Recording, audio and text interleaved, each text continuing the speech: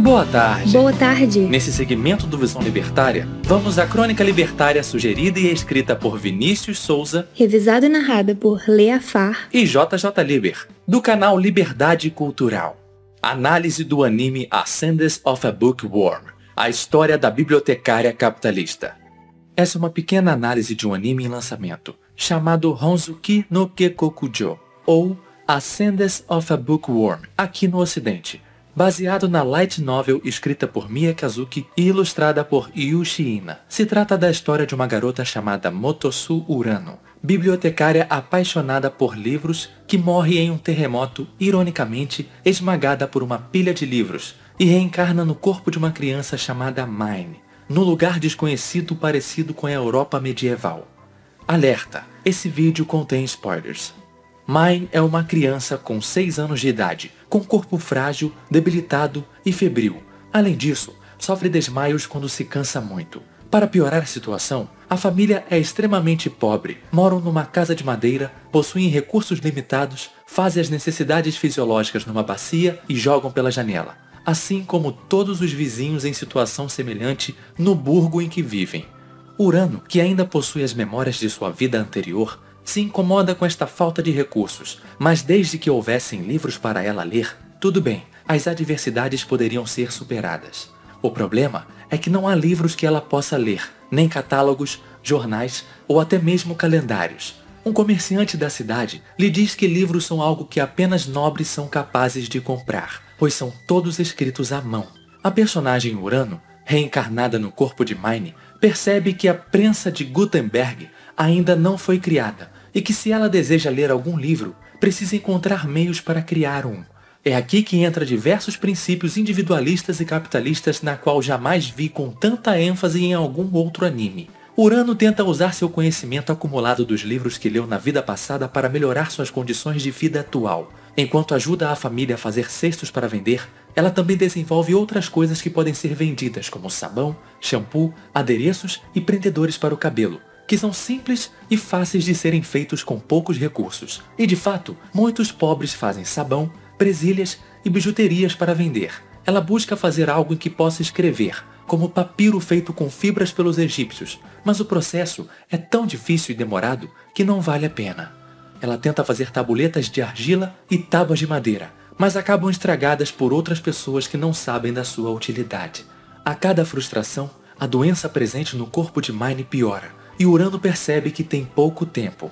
Ela precisa de dinheiro para curar sua doença ao mesmo tempo que precisa produzir muitos livros para que possa ter sua própria biblioteca. Ela faz a coisa mais capitalista possível, procura a guilda de comerciantes e tenta vender seu conhecimento de produzir utensílios.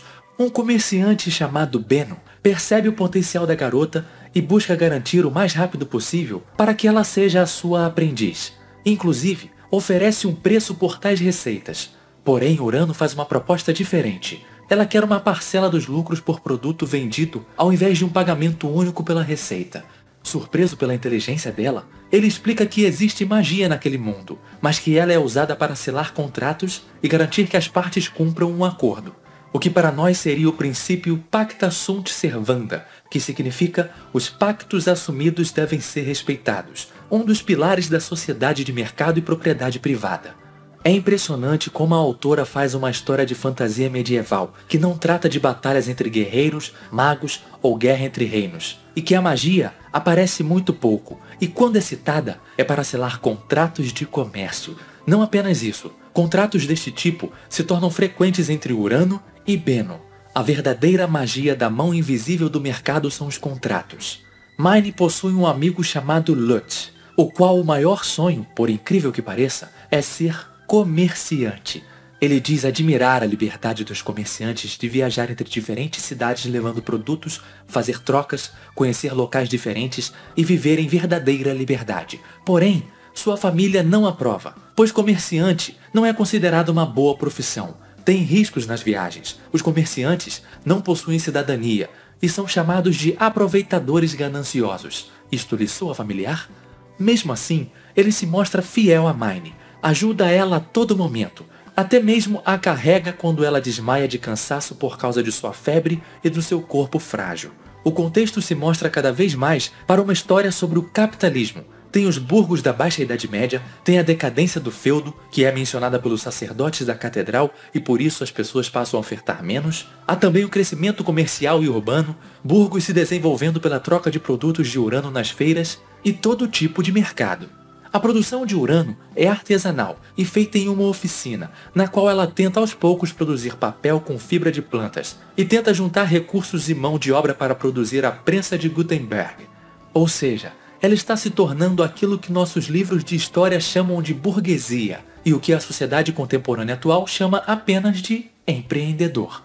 Não apenas isso. Urano se mostra muito gentil e educada com as pessoas, porém, ela nunca dá nada de graça. Ela segue a lógica. Se você sabe fazer algo bem feito, coloque preço. Apesar de não dizer nestas palavras, todos reconhecem que ela nunca faz nada de graça ou por solidariedade, mas que certamente ela melhora sim a vida de muitas pessoas. Então é uma história de uma menina capitalista? E daí? Muitos personagens também gostam de lucro. Por que essa história seria tão especial? Muge o Sr. Bovino Cardoso, fã de anime. Bem, ela não é capitalista porque gosta de lucro. Ela é capitalista porque gosta de livros e sabe que dinheiro não é um fim em si mesmo, mas um meio para atingir uma finalidade, que é a troca por algo que traga a sua satisfação. Nesse caso, livros. Os economistas da escola austríaca ficariam orgulhosos dessa menina e provavelmente libertários irão se impressionar com mais coisas que acontecem nessa história. Mine faz amizade com uma menina nobre chamada Frida.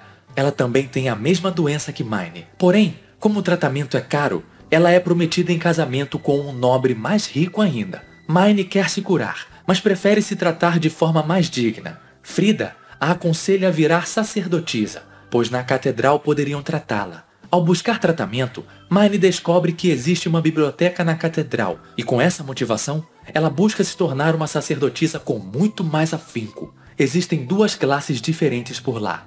Os que usam robes azuis, sacerdotes e filhos de nobres, e os que usam robes cinzas, plebeus órfãos que se tornam servos.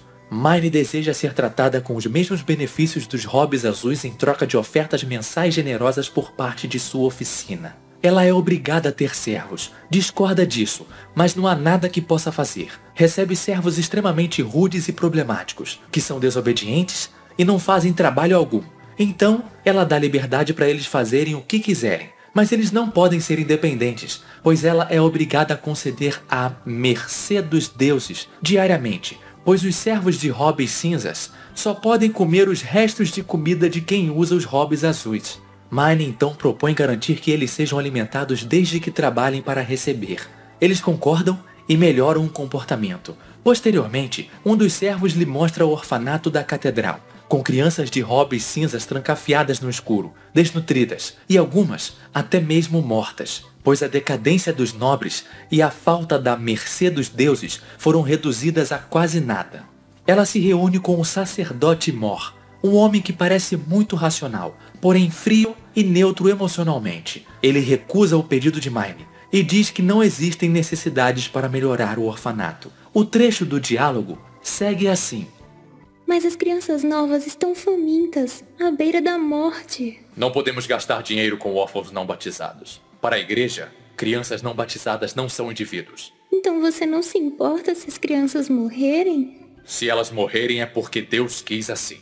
Então, para que serve o orfanato? Não é um lugar que cuida das crianças sem família? Não.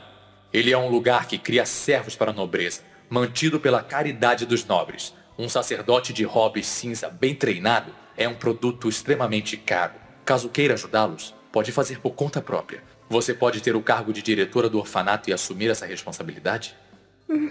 Não posso. Se você os alimentar, não vai ter que ver eles morrerem.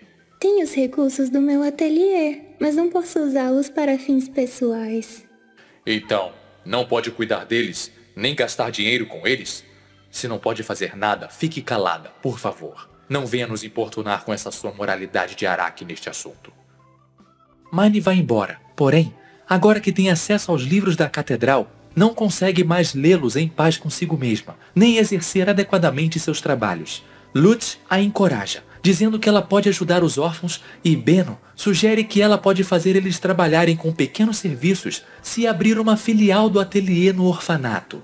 Ao perceber a viabilidade econômica dos órfãos, ela decide se tornar diretora e ajudá-los a produzir papel em larga escala. Mas Benno a desaconselha subitamente, recomendando calma, agendar uma nova reunião avisando sobre os termos do contrato para ambas as partes terem certeza do que está sendo negociado e quais seriam as vantagens. Acontece um novo diálogo entre Mine e o sacerdote Mor. Porque logo você que nunca costumou se importar com outras pessoas, se preocupa tanto com esses órfãos. Você não costuma enfrentar problemas se não for para obter algo em troca. Só quero ler meus livros com a consciência tranquila. O sacerdote Mor fica tão surpreso que pede a ela para explicar melhor seu raciocínio. Essa situação me incomoda tanto que não consigo me concentrar nos livros. Por isso decidi ajudá-las.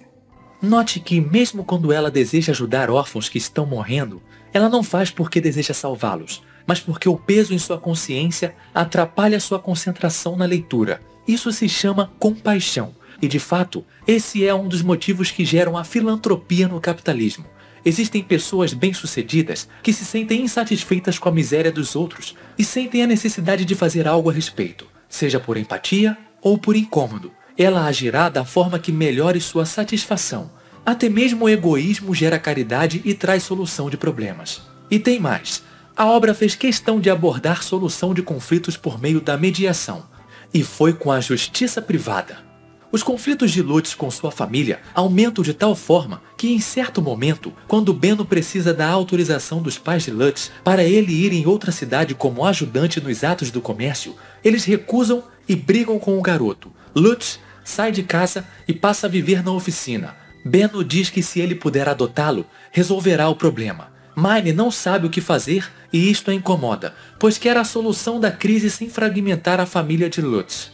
O sacerdote Mor, ao conversar em particular com ela, propõe que os pais o abandonem, o orfanato receba-o e depois Benno o adote, mas diz que dependeria da assinatura dele, já que Mine é menor de idade. Ela concorda, mas ele adverte. Eu também quero ouvir o lado dos pais. Assim, eles são convocados pela catedral a uma reunião particular, somente com as partes envolvidas. Elas não estão ali obrigadas pelo poder do Estado, mas porque reconhecem a igreja como mediadora neutra e comparecem voluntariamente. Após a troca de argumentos entre as partes, o pai do garoto repete algo que já tinha dito antes. Já falei para ele fazer o que quiser. Há uma certa confusão na interpretação disso, mas a mãe esclarece que é a forma dele de aceitar a decisão do filho de ser comerciante. Porém, o menino não havia compreendido devido à natureza rude e simples do pai de se expressar, que explica. Seja homem e pague o preço. More em um sótão. Faça o diabo que for. Não seja um bebê chorão que fica implorando o orfanato por ajuda. Ou seja, os pais reconheciam a liberdade do filho de tal forma que jamais concordariam com a ideia de abandoná-lo por adoção, mas queriam que ele aprendesse a não pedir permissão para fazer as coisas, mas emancipar-se e assumir a responsabilidade daquilo que deseja. Lembre-se, trata-se da emancipação de um garoto de 8 anos de idade para exercer atos da vida civil. A autora dessa história deve ter lido o Manifesto Libertário de Rothbard, pois isso é muita coincidência. Mas calma, tem mais! Você pensou que não haveria uma crítica ao socialismo na obra? Você pensou errado. Quando Mine assumiu o orfanato, ela alimentou as crianças, distribuiu tarefas para elas limparem e cuidarem do lugar. A autora fez questão que os personagens coadjuvantes ou figurantes tivessem personalidades distintas, mostrando que cada indivíduo tem aspirações e características diferentes. Ao terminarem o serviço, ela traz várias caixas com recompensas saborosas, faz uma oração e começa a recompensar um por seus serviços, começando por Vilma.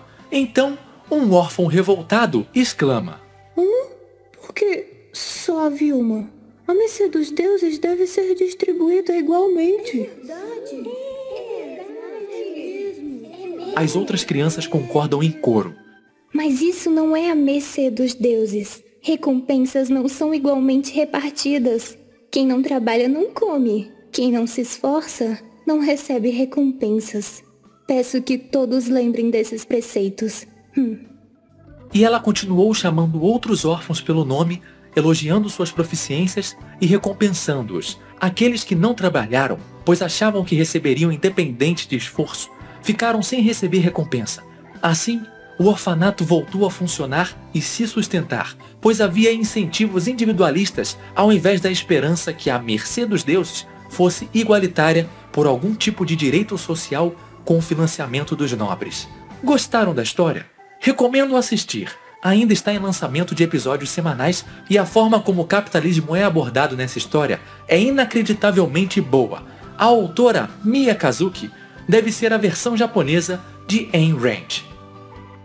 Obrigado pela audiência. Se gostou do vídeo, Clique em curtir, e compartilhe o vídeo em suas mídias sociais. se inscreva no canal. E clique no sininho para ser avisado de novos vídeos. Nós do Liberdade Cultural queremos convidar vocês a se inscreverem no nosso canal. Lá vamos tratar de vários temas como esse, com algumas afinetadas em alguns canais que gostam de usar o marxismo cultural para a doutrinação. Até a próxima.